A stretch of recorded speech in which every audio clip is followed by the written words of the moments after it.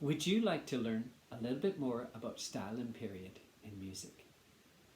Hi, my name's Philip Brunton, and I prepared this short video to help students prepare for their more advanced level exams, where they'll be asked in their oral tests to listen and identify the style and period of music played by the examiner.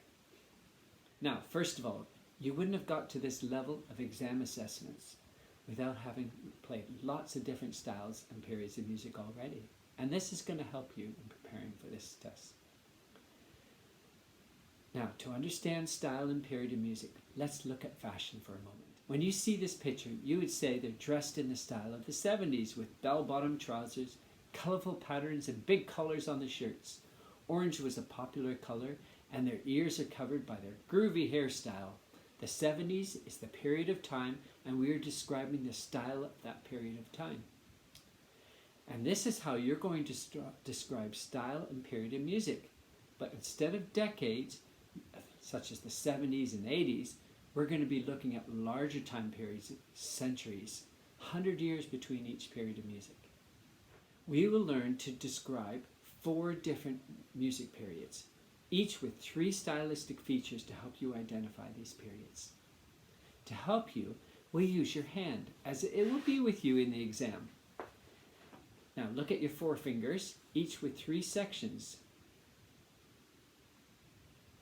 Working in 100-year units, we'll have the 20th century, 19th, 18th, and 17th century. Top joints represent the melody, paying attention to rhythms, pitches, and phrase lengths. The middle joints are the supporting harmony, referring to the scales, the chords, and the choice of notes that will sound together. And the bottom are the musical elements that give the music its character, including dynamics, articulation, and tempo. It's worth noting that not all music from one period sounds the same, but the pieces you'll hear in these oral tests will be specially chosen because they reflect the stylistic features that we're about to learn. Now, let's start with our index finger.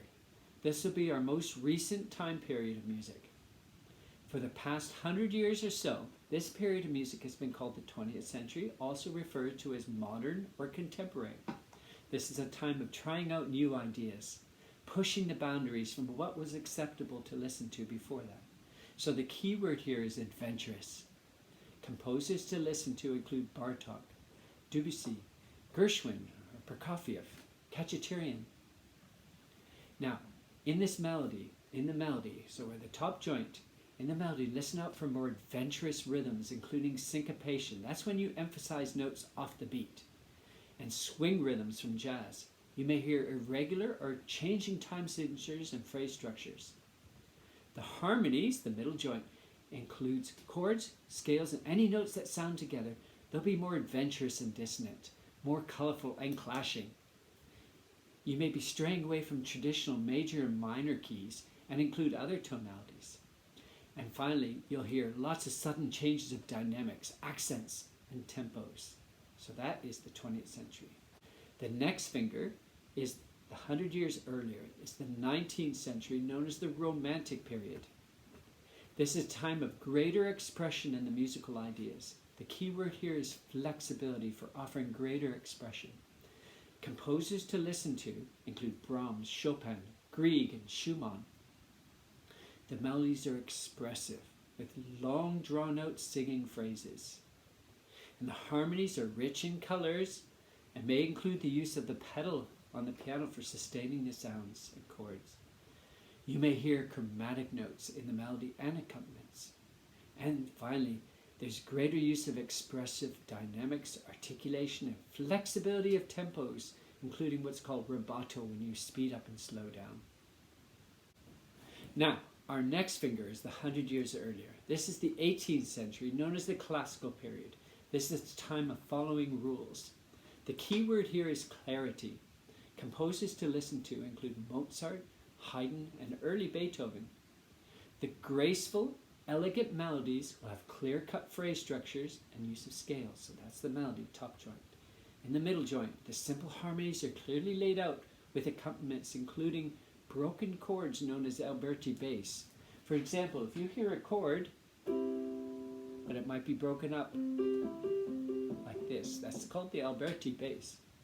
And finally, we have clear articulations, and the dynamics will clearly shape the simple phrase structures of 2 or 4 or 8 bar lengths.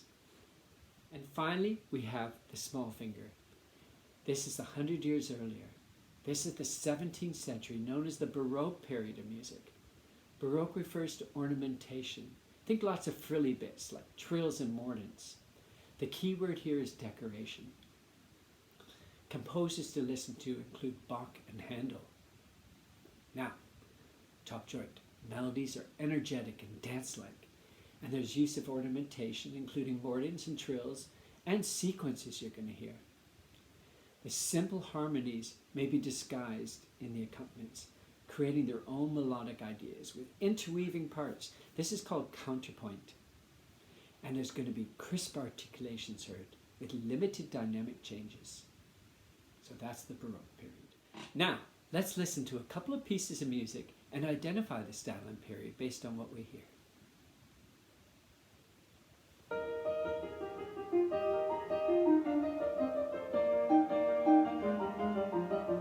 Now, this sounds like the 17th century Baroque period of music because the melody is energetic and dance-like with use of ornamentation and sequences.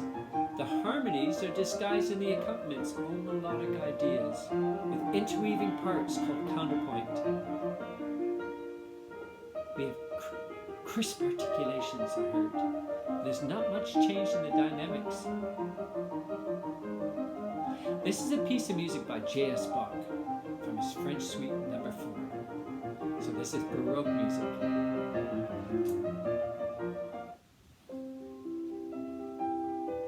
Do you recognize this? Now, this sounds like it's from the classical period of music. The 18th century. We have graceful, elegant melody, and there's lots of use of scales here. The harmonies are clearly laid out in the accompaniment. There's some Alberti bass, the broken chords. And we hear clear articulations, and the dynamics shape the simple phrase structures.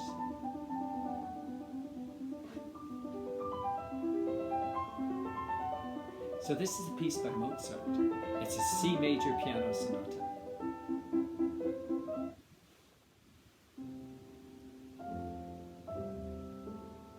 Now this piece is totally different.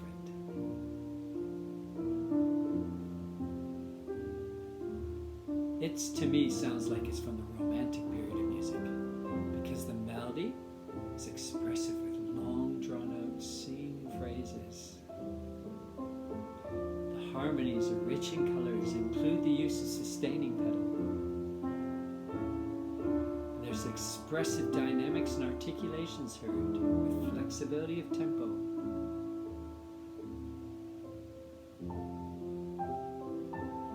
This is a romance in F major by Brahms.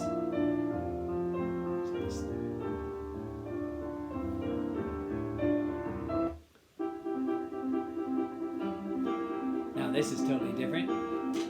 This is definitely from the 20th century because the melody is very rhythmically interesting, including syncopation and changing time signatures and phrase lengths. The harmonies are dissonant, more colorful and clashing. There's greater use of accents.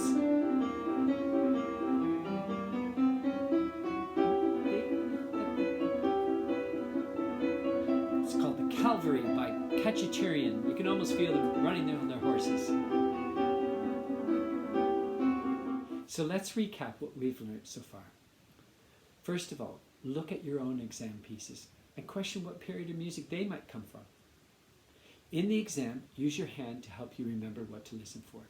4 fingers of 100 years each, 20th, 19th, 18th, and 17th century, and 3 joints each. The top joints are the melody, middle is the harmony, and the musical elements, the dynamics, articulation, and tempo on the bottom joints. We have the 20th century, which is contemporary with adventurous writing pushing the boundaries. 19th century is the Romantics for greater use of flexibility for expression. 18th century is classical, keeping to all the rules to sound elegant and finally the 17th century for energetic dance-like melodies and decorative ornamentation. Good luck, and I hope this video has enriched your interest in all the different styles and periods of music that you'll one day listen to and play. And by the way, I'm not the first to introduce the use of the hand in music.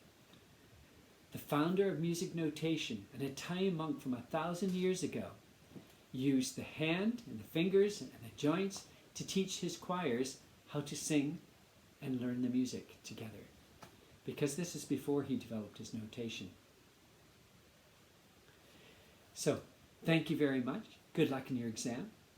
And please subscribe and click the like below so that you'll be notified of the other learning support videos by My Music PB if you have found this helpful.